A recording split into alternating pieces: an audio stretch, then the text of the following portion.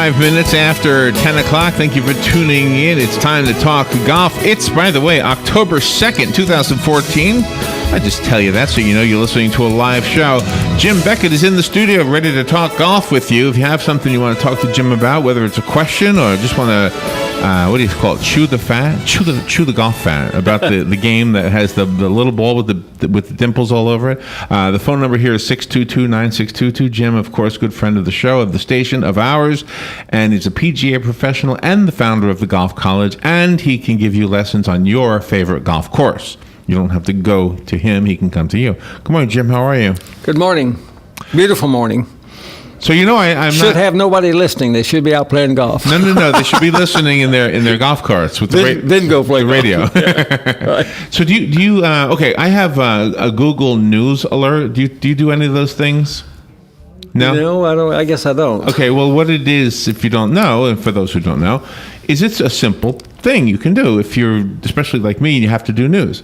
So I sign up, like anytime there's a story about Ocala, they will send me, hey, there's a story about Ocala. Well, that's cool. Yeah, and that's that. So I when we started the relationship with you, I put in the word golf. Anytime there's a golf story, let me know about it. That way I know what to talk to Jim about, okay? Because if it's in the news and it's golf, I might not see it otherwise. So you're more up to date than most golfers. But I have one today that was unlike, I was, yeah, probably. Well, you know what it's like? It's like the skyline in New York. Yes. When you grow up in New York, I grew up in New York, and people would visit you. They would point to the skyline, and they go, what's the name of that building? And I go, geez, I don't know the name of the building. You think, I know the Empire State Building. That's about it. They go, oh, I know what it is. And they'll tell you the names of the buildings. So I said, wow. The people who visit know the buildings better than the people who live here. I didn't know that you grew up in New York City. Well, in the suburb. Yeah. Just outside. Well, same thing. Yeah. And a lot of people don't know that New York is a great state. If you ever go to upstate New York, a lot of people don't even know that exists, and that's a wonderland.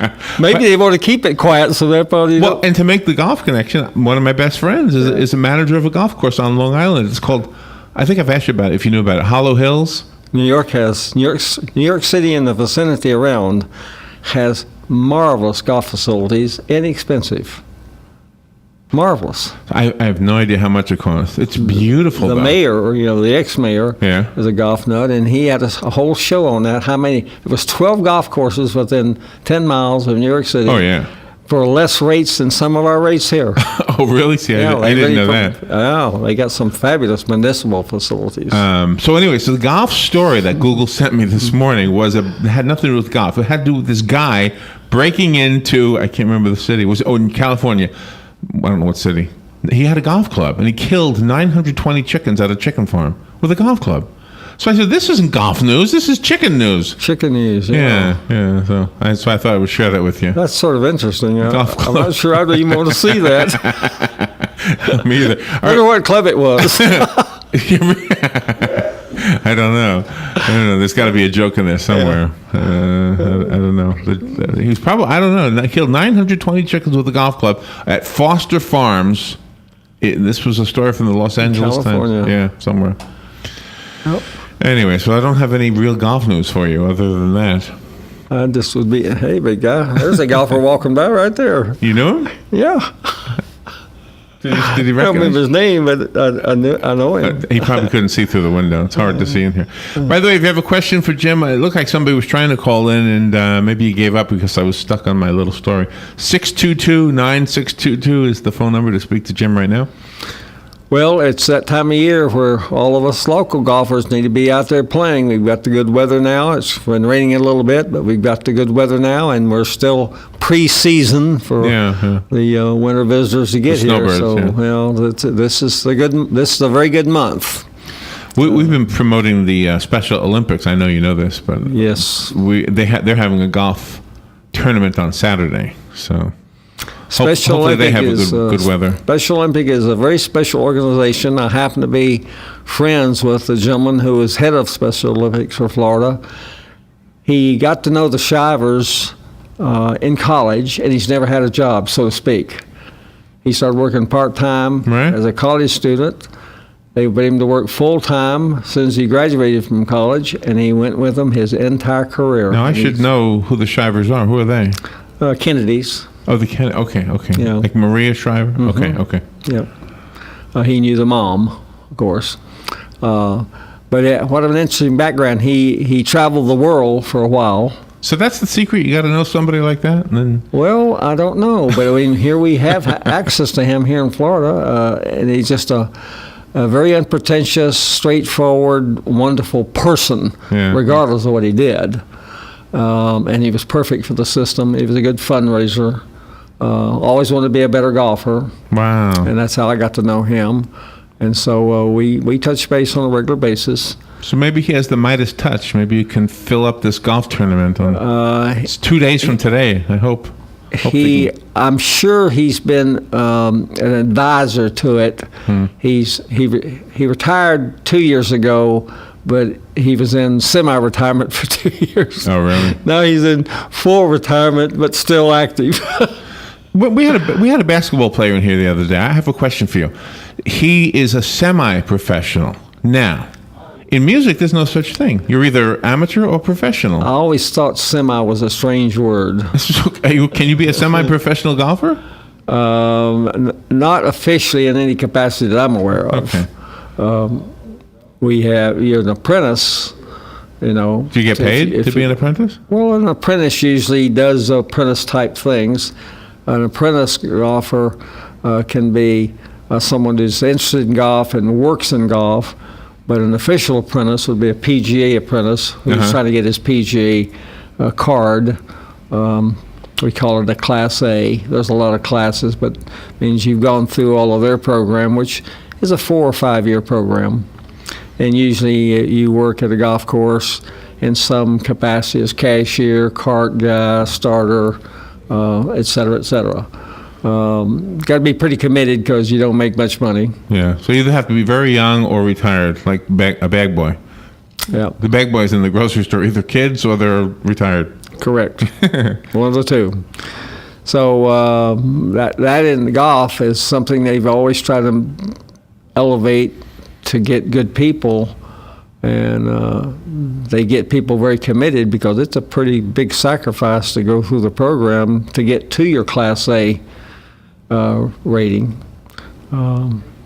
I went through it many years ago when there was not any education to it to speak of, and me and 5 other guys who wanted to learn. We didn't want to just put bags on carts and be a cashier. Right. So we helped create the first education system, and now they have a wonderful support system if you really want to learn about the golf business. Really? Yeah. So speaking about the golf business, when a golf course agrees to allow a tournament that's going to raise money, do they take a big hit by doing that?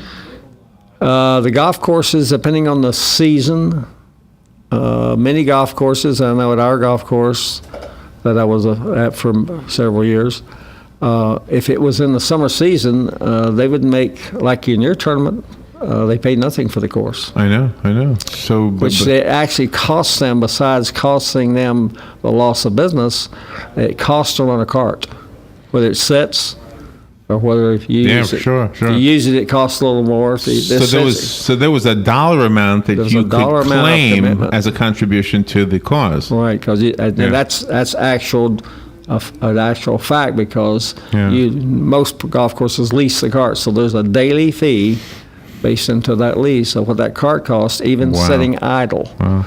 So if you're using it, it's wear and tear on the cars. The cart has some wear and tear, percentage based in on daily use. And then, of course, if it's batteries, it's charging the batteries. If it's gas, you're using gas. Jim, we have to do a little weather break here, and then we'll be back. If you have a question for Jim, go ahead and call right now. We'll be on hold for about 2 minutes. The phone number is 622-9622. We'll be right back. The weather is brought to you by myfwc.com. Safe boating is no accident. Partly sunny skies today with a shower with thunderstorm in spots, mainly during the afternoon hours over the interior, the high 84 to 88. Partly cloudy tonight, low 69 to 73. Tomorrow, partly sunny with an afternoon shower or thunderstorm, high 86 to 90. For Saturday, clouds and sun with a shower or thunderstorm through early afternoon, the high in the low to mid 80s. From the Florida Weather Center, I'm meteorologist Joe Lundberg.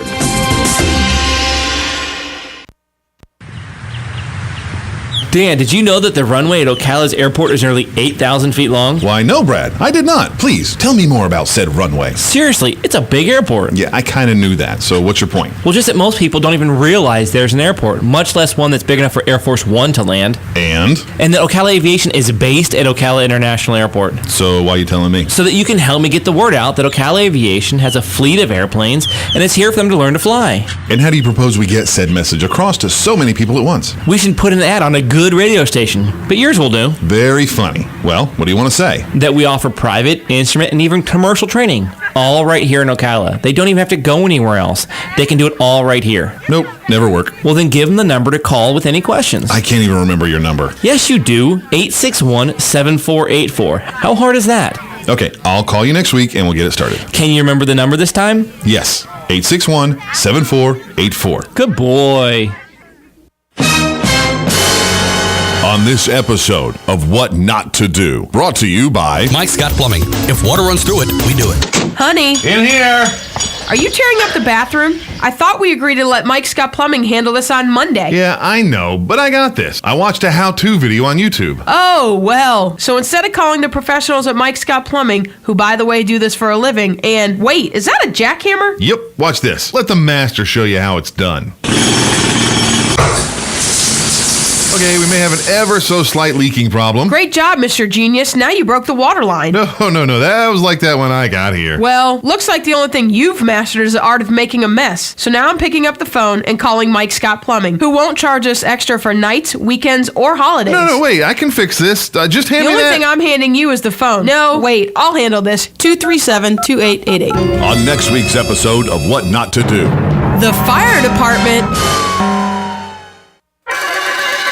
I'm Major George Patterson from the Salvation Army. Please stop by our family store at 120 Northwest 10th Street in Ocala, where on Wednesday you have a 50% off clothing and bric-a-brac. On Friday, 25% off furniture and large appliances. And on Saturday, stop by to our yard sale from 8:45 to 11. Donations can be made by calling 352-732-4469 and we'll pick it up. Funds from the store go toward the services that we provide in Marion County. All right, 18 minutes after 10 o'clock. Thank you for tuning in. Jim Beckett is here. We are talking about golf. Remember, if you would like a few pointers to make your golf game better, Jim is the person to call. He's the person we went to when we needed pointers. He's the person John Travolta went to when he needed pointers. And you can have Jim teaching you right in your own favorite golf course. So let's give out that number while I'm saying that. How do they get a hold of you? My cell number is 352-470-3876. Okay. And you have a phone call. Let's take that call. Good morning. You're on the air with Jim Beckett. Good morning. Yes, good morning, You Mr. need to- Beckett. A couple of quick questions. I want to know what your take on is why do we have so much trouble with the riders over in Europe, the American players? Are those courses just so much different than ours, or are their players better as a group, or what? In looking at this for a number of years that it's been going on, it appears to me like it's mental perception. I think the European golfers truly play more for fun, even though they're very competitive. But I believe the biggest difference is they all are great ball strikers. I mean, that's a given. They all can drive the ball. The shorter drivers who drive the ball then are more adept at the longer irons and the hybrids. So they get to the green pretty much the same on statistics. I believe the difference is in putting. Really? Yep, they even talked about that a little bit this year about the Europeans made more of the 3 to 6 footers, percentage-wise, significantly, and they tend to putt overall more efficient, which is really strange. You'd think our players would be better. Yeah, you would think so. Yeah, I'm surprised that you come up with that.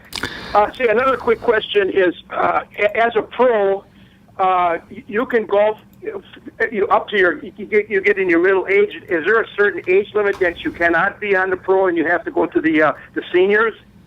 You don't have to go at all. It's just something else they put together so that a golfer could, if they wanted to remain competitive, could go out and play against players that have lost some distance in some of their skills. Age does that regardless, no matter how talented you are. So there were several golfers who have played on both for several years. They still play some of the competitive on the big tour as well as the senior tour. One last little comment I want to tell you, because we don't have to hurry, that I know makes a difference, I believe, also for the European players. They play on a much wider, different a venue of golf courses. In other words, I have firsthand knowledge of this. Many years ago, I was a pro at a facility, and they were going to have a PGA event at it, and they came in a year earlier with a Bible of things that they had to do for the golf course to get it in what they call tour quality shape. Wow. So we had to change some things in the traps. We had to change some of the tee placements. So like one of the examples is we had the 11th hole was our premier par 3 hole. It was 227 yards. Way too long for most of the golfers that played at our golf course, so they played the white tee or the senior tee. And I used to play that back tee back when I was a better player, and I was so anxious to see how much better they would hit and what club they would hit from that back tee. Well, when they finally came to the tournament, they never played the back tee one time in the 4 rounds. They moved that tee forward into the 210 range or down as low as 195 yards. So they basically played the white tee, but on TV they said they were playing the 227-yard par 3. Oh, wow.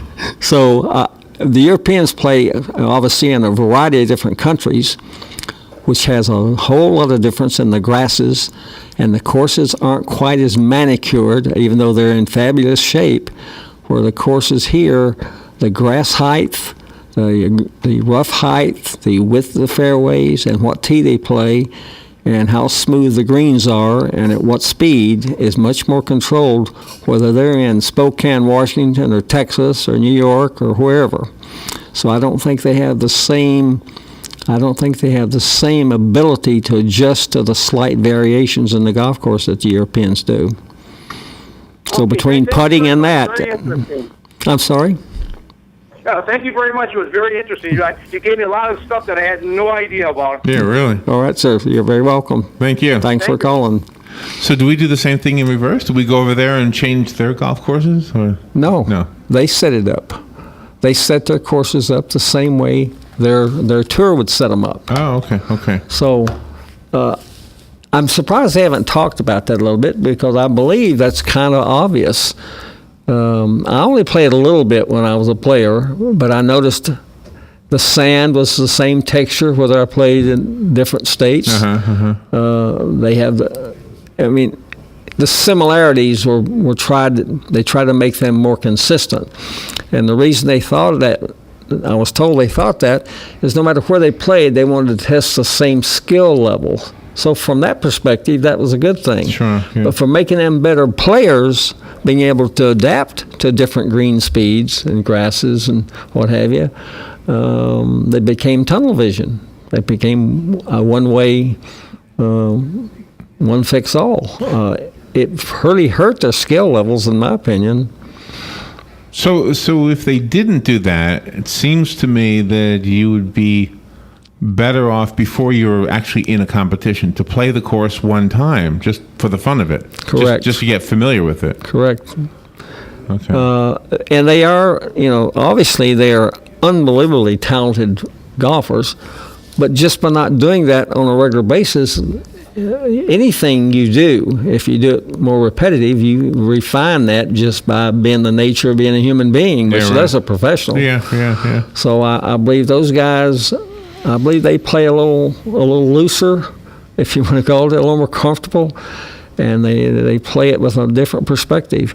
Our guys, now that they started losing, they won when it was just England. Of course, the competition wasn't equal then. They didn't have as many good golfers in the pool to draw from. So Jack Nicklaus did that and said, why don't we broaden that to the European Tour, which means they'll have a wider pool of players to pick their team from.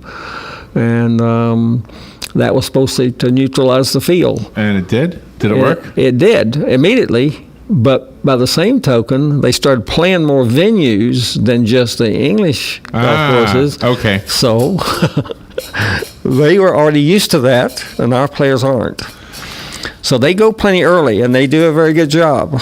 But you can't just adapt instantaneously, I don't believe. And now that the Americans have lost so much, I think it's self-imposed pressure. That's human nature too. But if golf as a business, which you started talking about that earlier, if golf as a business is responding to the needs or the demands, is a better word, I guess, of the golfers themselves, then they would have to play there in order to know what they want here, if they wanted any of the changes. Well, not too many Americans play the European Tour, but a lot of the Europeans play the American Tour. Okay. So they've got the double standard. I mean, they just are more prepared because of that exposure, I think.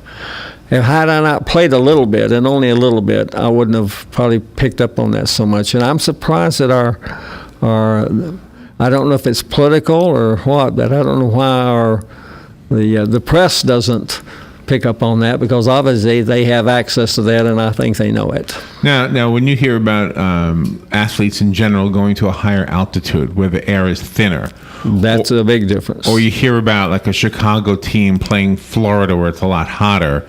Is there a way to adjust to that as a golfer?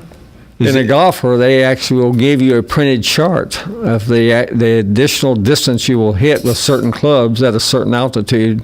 So really? Yes. The first time I experienced that, I went to Colorado to play at a mountain course, about 6,000 feet average, I think. You hit farther when it's thin air? Oh, yeah, you immediately hit farther. And our hot and muggy air is heavier. It's got water in it. Yeah. So Death Valley is about the only place you can hit shorter in our country than Florida. Oh, really? Death Valley is humid? Oh, well. Oh, I didn't know that. I thought it was like a desert. Well, I'm told that I don't know for sure. I may be speaking out of turn there, but Florida has high humidity, and humidity is water. So the air is denser. Same thing in airplanes. If you fly the airplane higher, the engine is more efficient and uses more horsepower and less fuel. That's why they fly the jets so high. Makes sense. Thinner air. You're not. If you go drive down in a car at 60 miles an hour, put your hand out sideways in the window and feel all that resistance. Right away. Yeah. If you do that in cold air, it has less resistance. You can actually feel it in a car at 60 miles an hour. We're in October, so we're pre-thinking our gift buying. I want to hear if there's anything in the golf world that is just a bunch of nonsense that you've seen. Just something that's just dopey. I always tell my family, my grandkids and my family, don't buy me anything for golf. First off, I can buy it cheaper, and if you do buy it, it's probably not going to be what I want anyway. Wait a minute, I have something I want to tell you, but this isn't in the dopey category. This was actually kind of cool. Lake Ridge Winery, the wine, yes. the wine place. Have you ever been in the store there? I have. Okay, and have you ever seen the golf club wine bottle holders? Yes. You have one, don't you? No. Okay. Definitely not. But that would be a good gift, wouldn't it, for a golfer? If they're a wine drinker. Sure. I didn't understand it, though. I mean, why would you keep your bottle in that position? But have no idea. I'm not a wine drinker. My wife is. Oh, really? Yeah. Does your wife golf? She's golfed 6 or 7 times in 12 years. And how many times have you golfed? Well, I used to play a lot more than I do now. I play now if it's a good golf course or who I'm playing with or things of that nature.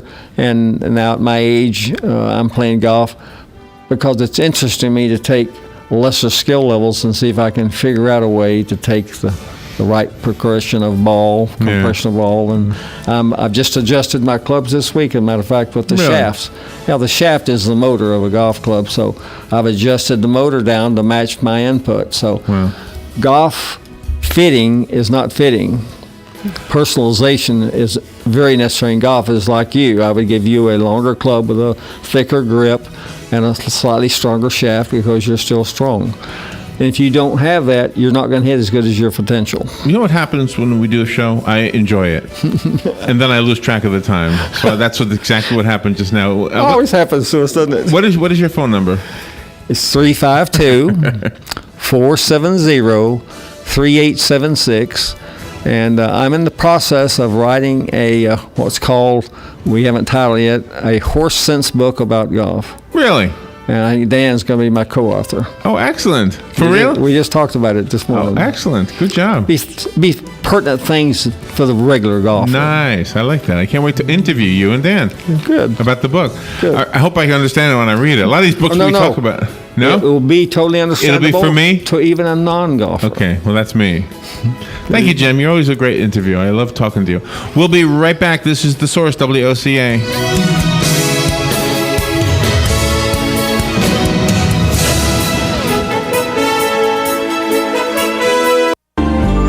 My name is Dr. Erica Olstein with A Better You Healthcare Acupuncture and Eastern Medicine. Join me Friday, October 10th at 11 a.m. when we do a live acupuncture session right here in the studios of WOCA. Acupuncture is used to treat everything from back pain and migraines to high blood pressure and allergies. We treat the source of your problems, not just your symptoms. For more information, go to